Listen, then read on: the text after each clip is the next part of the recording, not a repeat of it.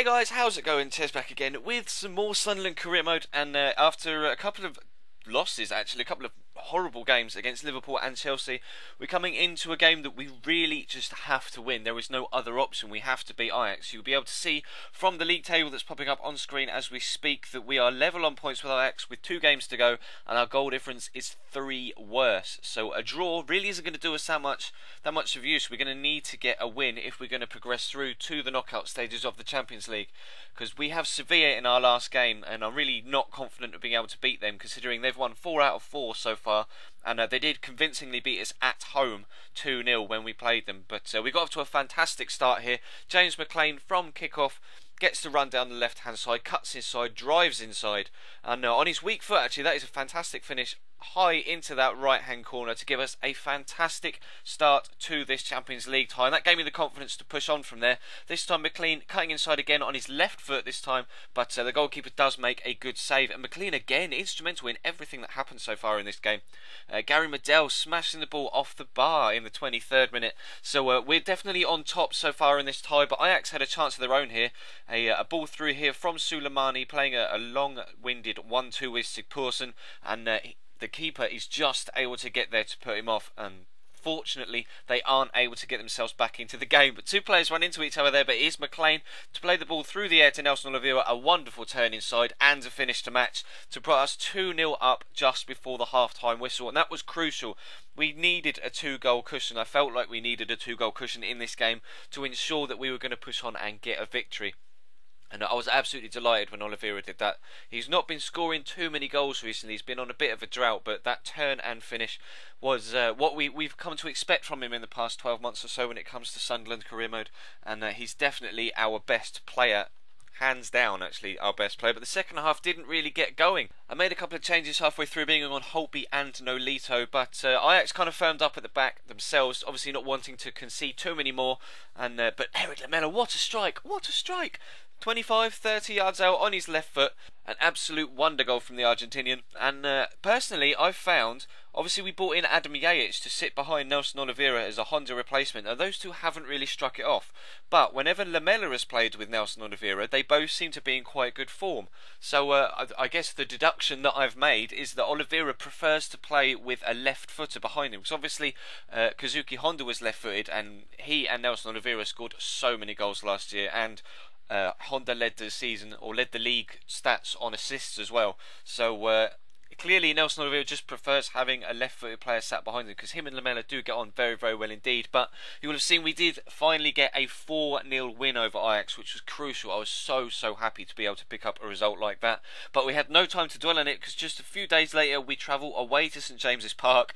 It's our big rivals once again away at Newcastle United. And they always give us a run for our money. We've never had an easy game against these guys.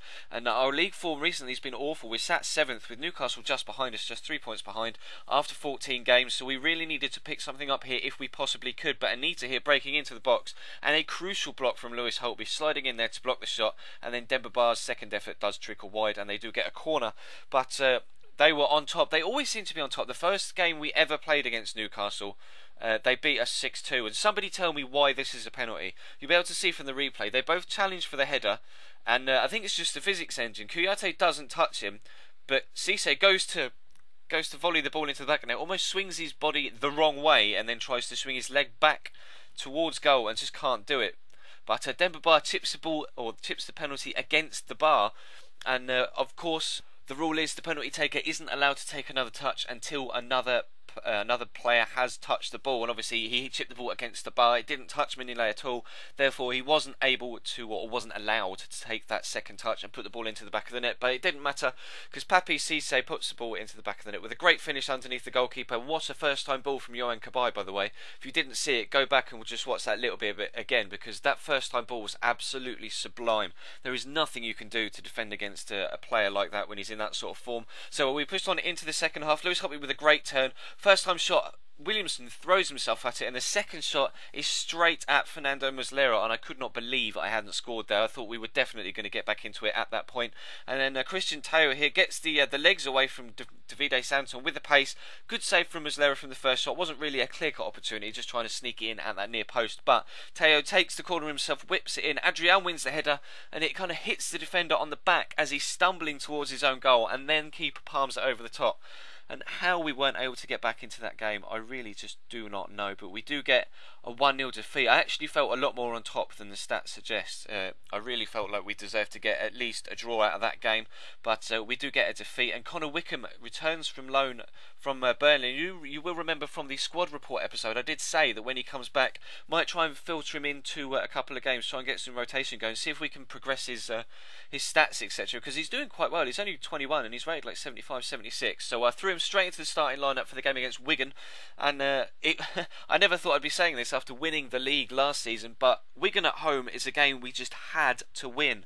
We are now 8 points off second. Obviously I can't see who's first, but I presume Arsenal are still top, and they're racing away with it. So we're losing touch with the teams that are top. We needed a win against Wigan, but Aruna Kone there really should have put them 1-0 up. It was a great ball through over the top.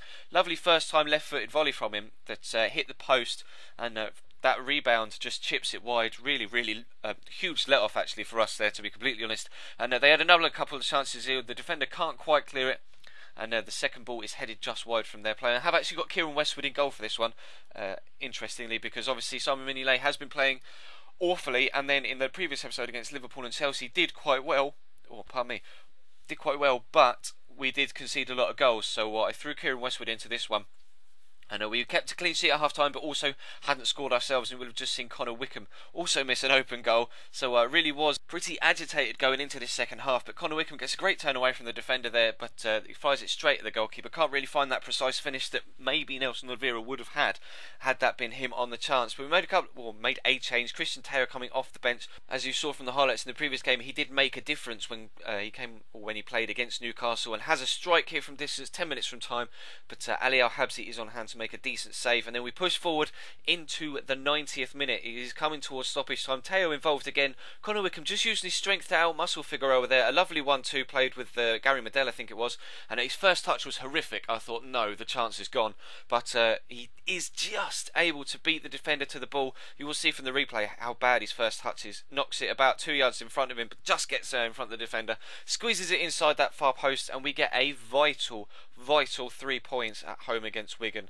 And that is huge. That genuinely is huge, because we were on a 3-game losing run with Chelsea, Liverpool and Newcastle, and obviously we took the confidence from that Ajax game to push on and get the win in this one against Wigan, and that was huge for us.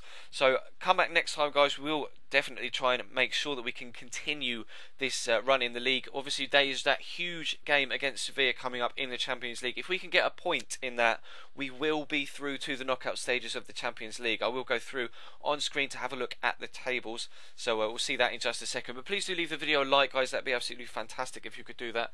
This career mode series and in fact the pack only Road to Glory series have both been fantastically supported by you guys, with likes, comments, favourites, and loads of subscribers as well. As I'm recording this, I'm about 5 short of 1k subs, but I presume by the time this goes up that we will actually be past 1k subs. So I guess this is an early thank you. I will do a full video with a thank you, and then preparation for a Q&A that I might do for 1k. But as it stands, guys, we are just short, so hopefully, like I say, by the time this goes up, we will be past that milestone, which is absolutely fantastic. So yeah, like I say, please do leave the video a like, and there will be links on screen in a minute in the end slate to the previous video in this series, and also in the little window there will be a link to the previous pack only Road to Glory series. So thank you very much for watching, guys, and I will see you next time.